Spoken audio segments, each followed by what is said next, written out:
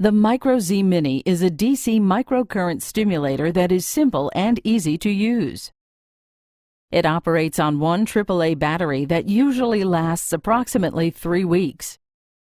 It is key that you orientate the positive and negative poles in the right position inside the battery case.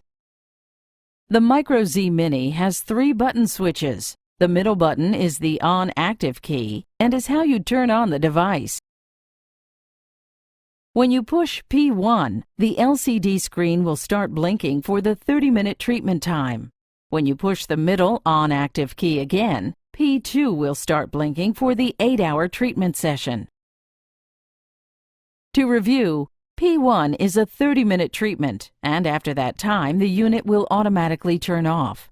P2 is an 8-hour treatment, where the device cycles on and off automatically over an 8-hour period.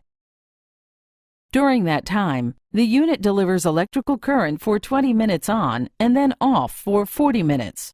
The on-off cycle repeats over the 8-hour treatment time. You can choose this P2 program for daily use while sitting, watching TV, or ideally while sleeping. Once you choose either P1 or P2, then increase the intensity key, which steps up in 5-volt increments to light sensory.